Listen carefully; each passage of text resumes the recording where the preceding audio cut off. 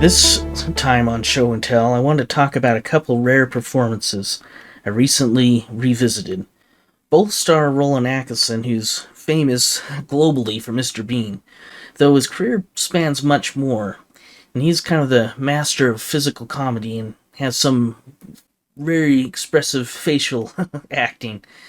Early in his career, Atkinson starred in a strange experimental film called Canned Laughter. It follows a socially inept man asking a woman out on a date. He eventually succeeds, but the dinner following is a disaster. The two are complete opposites, and the evening is kind of filled with increasingly awkward moments until his kind of intricacies, let's just say, eventually drive her away.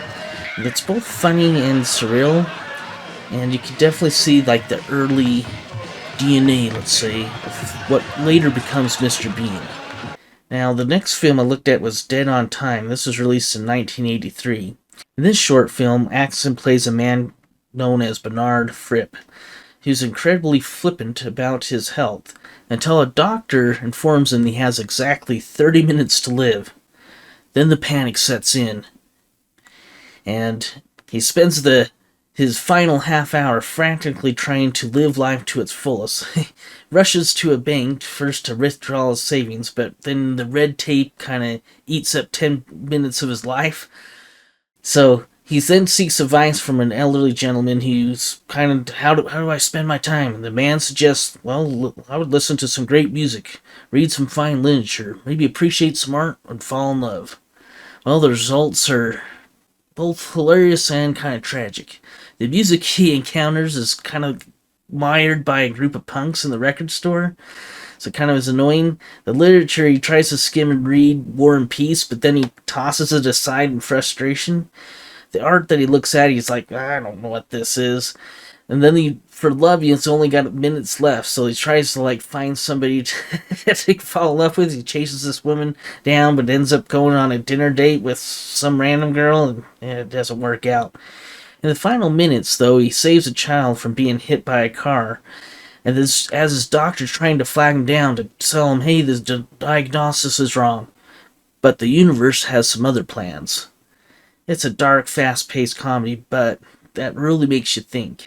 Thinking about these films took on a little bit of a deeper meaning recently with this passing of one of my favorite vloggers, Adam the Woo, who died at the age of 51. Adam was known for his daily vlogs and constant travel, and just before I saw him hanging out with the Grinch, and he appeared healthy and was having a great time. Then the news broke that he passed away kind of peacefully in his sleep from a sudden heart issue. Dead on Time plays the kind of 30 minutes to live scenario for laughs, but in reality, we don't always get a warning.